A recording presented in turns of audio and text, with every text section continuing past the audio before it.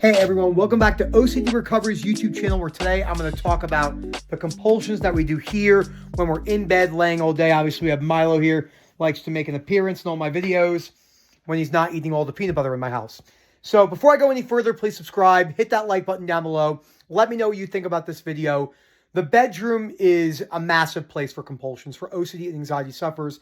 It's also massively avoidant for people who don't just have OCD and anxiety and they're going through a tough time in their life. Maybe they just went through bankruptcy. Maybe they're losing their partner, the loss of a loved one. I heard a story from someone I know very well that they had lost their daughter in their 30s.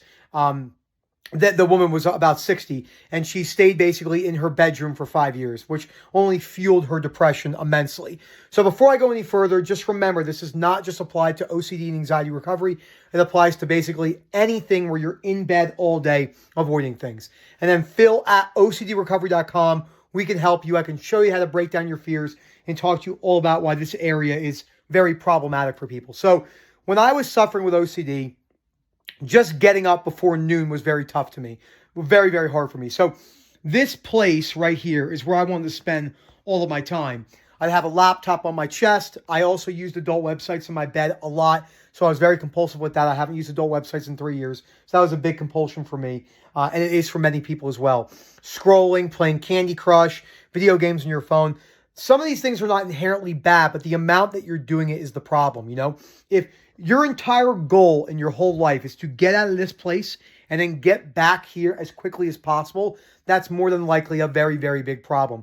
And you hear people who don't have OCD say, well, I just love my bed. My bed's the best place to be. It's not a good structure and it's not a good habit, no matter how much you like your bed. I love my bed too, and I love sleeping. But being in bed and sleeping all day is not a good thing for you, okay? Even when you have injured yourself, my good friend who I was with last night broke his leg, dislocated his ankle joint, broke his leg, his fibula, had to get surgery.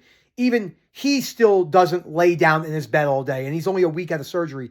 He's been posting videos of him doing his rehab and exercising and resting within reason. But this idea that, you know, I just want to come home from work, I'm going to lay in my bed all day, it's just a terrible way to live your fucking life. Absolutely horrendous. There's no other way to say it. So what I do now, let's go to what I do now, and then we'll kind of go from there. So when I wake up in the morning, I try to make my bed first thing. I wake up most days between 4 to 4:30 in the morning. Once a week, I might sleep till about 5.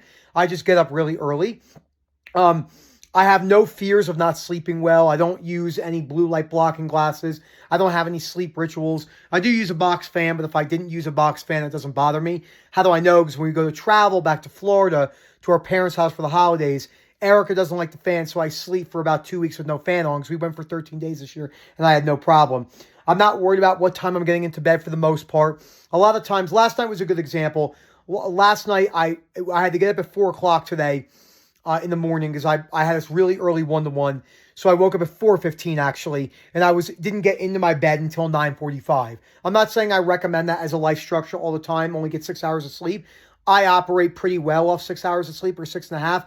Maybe not for months on end, but I could probably do 3 to 4 days a week with 6.5 hours of sleep and not take a nap, and it's not the end of the world. But when I do take naps, I tend to not nap in my bed. It will be only 15 to 20 minutes, and I'd rather do it in the couch. My recommendation is, once you leave this place, unless you're sleeping or having sex, I do not believe you should be in your bed at all.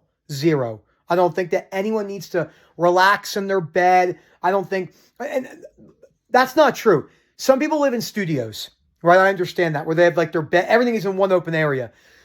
I still would rather you get a cheap couch and sit on the couch or lay on the couch than do this. And you might think to me, well, what's the difference? There are psychological differences that I'm not going to go into on this call, because there's too much detail and many people just won't agree with it.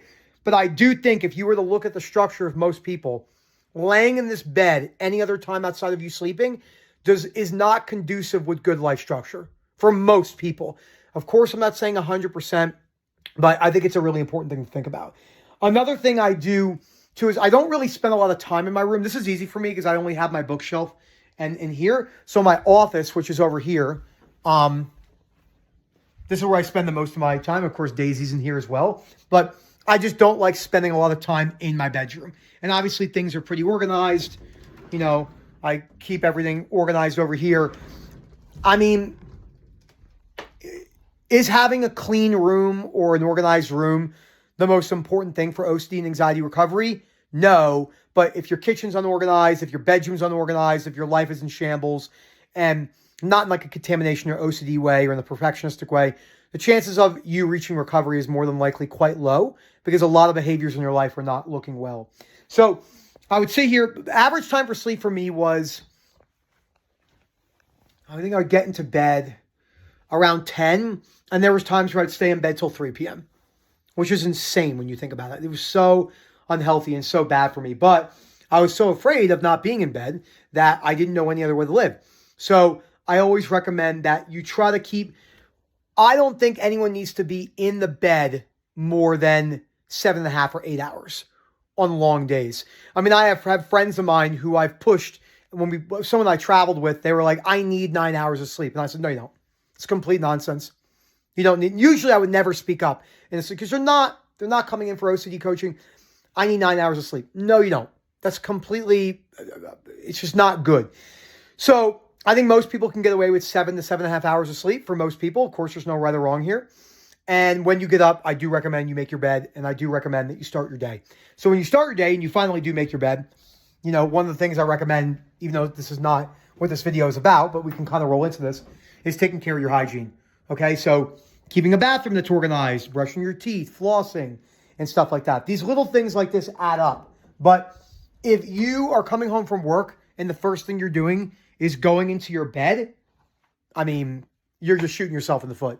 And if you get up in the morning, when my alarm goes off, I get the fuck out of bed. Alarm rings, I'm up. And the first thing I do within about 10 seconds of waking up is see if there's anyone who messaged me with different time periods of, hey, I just bought X amount of sessions and stuff. And I just message them and say, hey, I'll message you when I get back from the gym. So I start working immediately.